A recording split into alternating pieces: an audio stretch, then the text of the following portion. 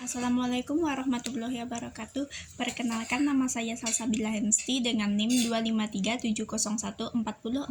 Di sini saya akan menjelaskan sejarah perkembangan ilmu geografi yang dimulai pada masa klasik hingga ke zaman modern. Yang pertama, pada masa klasik. Ilmu geografi pada masa klasik dimulai pada zaman Yunani, yaitu pada zaman Yunani itu ilmu geografi muncul karena keingintahuan seseorang tentang sebuah negeri dan asal-usul penduduknya, hingga lanjut kepada zaman Romawi. Pada zaman Romawi itu telah lahir buku yang berjudul Geographia, buku yang ditulis oleh Strabo. Buku itu berisi tentang isi bumi beserta isinya, yang pendekatannya kepada mitologi, hingga muncullah ilmuwan pada masa klasik. Yang pertama, Herodotus. Herodotus dijuluki sebagai bapak sejarah. Ia yang berkontribusi pada pengembangan suatu wilayah beserta isi masyarakatnya, dan ia yang menjadi tiga wilayah, yakni benua Asia, Eropa, dan Afrika, yakni Libya.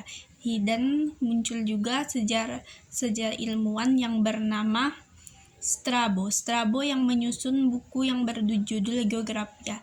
Geographia ini berisi tentang pendekatan kepada isi bumi beserta seisinya, yang pendekatannya pada mitologi, dan lanjut pada Ptolemy. Ptolemy ia yang berkontribusi pada penyusunan dan pemetaan peta, terutama terhadap tiga wilayah, yakni Asia, Eropa, dan Afrika, yakni Libya. Dan lanjut perkembangan geografi pada masa pertengahan. Pada abad pertengahan itu ilmu geografi muncul karena keingintahuannya seseorang, dan ilmu geografi itu menjadi salah satu hal yang sangat penting hingga munculnya ilmuwan Islam yang bernama Al-Khawarizmi dan Al-Idris yang turut serta menyusun ensiklopedia tentang geografi dan pemetaan peta.